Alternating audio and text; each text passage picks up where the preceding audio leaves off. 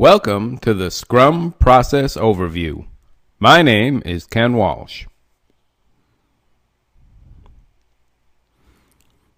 Let's take a look at the Scrum process. We begin with project initiation, which includes setting the project vision. Setting the project vision is particularly important in Scrum as maybe compared to more traditional methodologies because every detail of the requirement is not identified up front. After the project is initiated, then it follows through a series of iterative sprints. Each sprint releases a product increment or a working piece of software. Those increments draw upon the product backlog to focus on the requirements that are most important to the customer. After a certain number of iterations, the software can be considered complete. Here is an example. We start with in our project initiation, we develop a backlog, the ideas of the requirements that need to go into the software product, and then we select a sprint backlog. That's a subset of the overall backlog that we're going to complete in the one sprint. Within the one sprint, which might be about 30 days, is shown here, there are also our daily meetings, and each day we meet as a team and discuss what needs to be done that day and if there's anything hindering our progress. At the end of the 30 days or whatever time period is set, we'll have a working increment of the software. Again, not a completed piece of software, but software that does work and demonstrates a certain amount of functionality to the customer. So starting with the product vision, again, very important. Develop a shared vision with our customer. The role of the product owner is important here. The product owner is the primary liaison to the customer and ensures ROI, return on investment, meaning that this product is going to be useful to the customer audience. So we use the term ROI, but we might use that term in a company that's selling software where literally we have to sell software packages and we have an easily measurable ROI, or we may be internal and have different customer communities who we are hoping will benefit from this software, where the ROI may have many intangibles. Again, we're going to identify key aspects of the product that make it useful and beneficial to the stakeholders, but not in the level of detail that a traditional systems development lifecycle might. We're going to develop a broad vision, but can't predict the future, meaning as the customer sees the software or the business environment changes, then some of the details of the software will change as well. And we focus on minimal marketable product.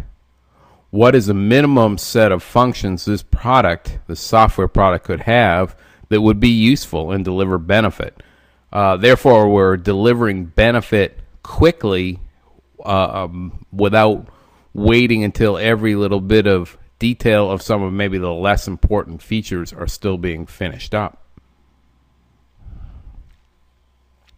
The product backlog are all the ideas, features, requirements that need to go into the software.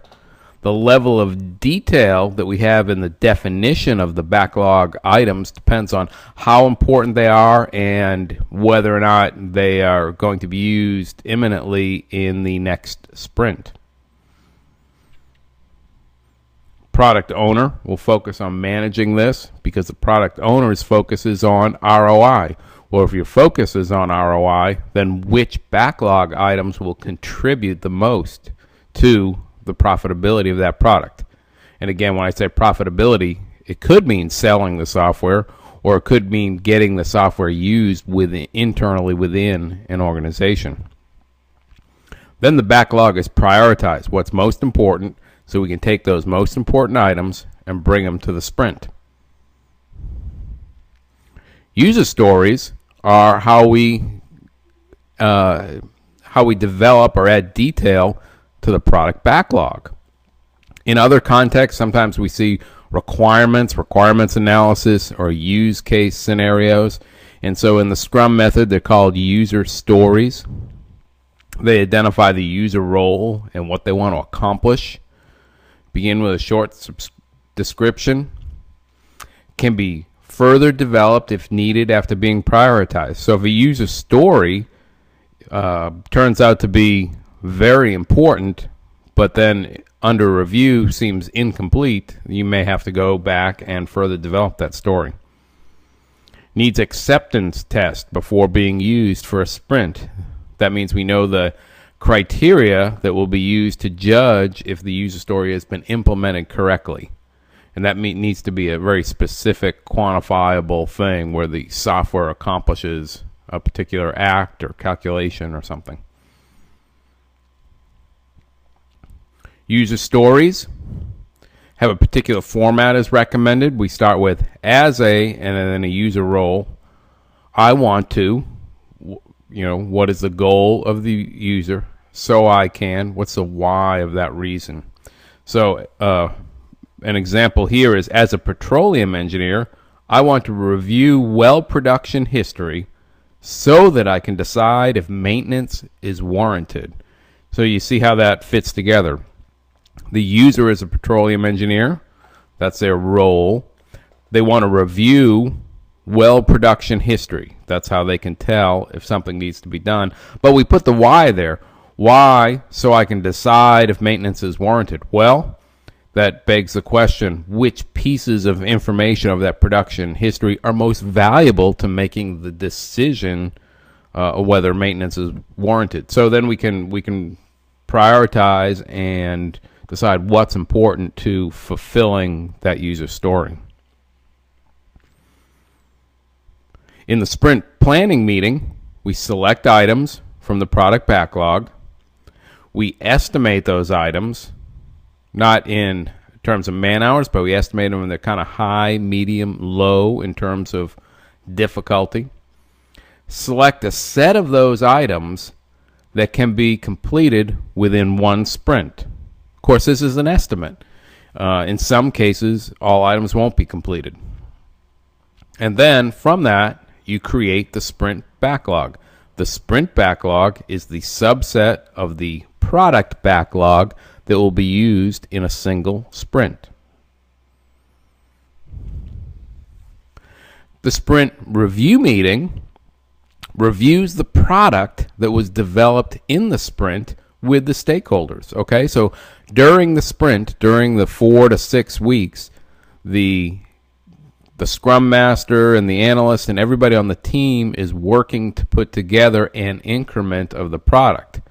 Well, when that sprint is complete, the increment of the product will have to be demonstrated to the stakeholders.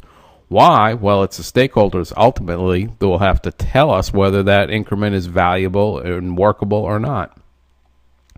Notice most of the activities are time boxed, and the sprint review meeting is no different. It is time boxed to 4 hours. That meeting should end with a finished, continue, or cancel decision, right? Is the product finished? Should we continue with another sprint? Or is this product going in the wrong direction and need to be canceled?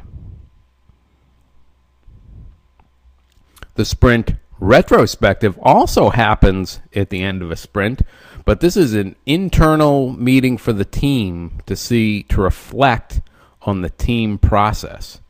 The team asks itself and each other what went well, what didn't work, and what improvement ideas do we need to bring to the next sprint to make that work better. Again, time boxed. This has a 3-hour time limit. Common mistakes that can be seen in a product owner. You can see the product owner is playing a pivotal role as liaison to the customer stakeholders, right? So if the product owner is unable to make decisions, then or is not focused on this particular product, they can really turn into a bottleneck. And you can see some of the problems here. If they're underpowered, overworked meaning, say they're the product owner from multiple products, partial product owner, distance, proxy product owner. Maybe the product owner's boss is the real owner, and then we have some problems there because the product owner may not make decisions, may defer to their boss.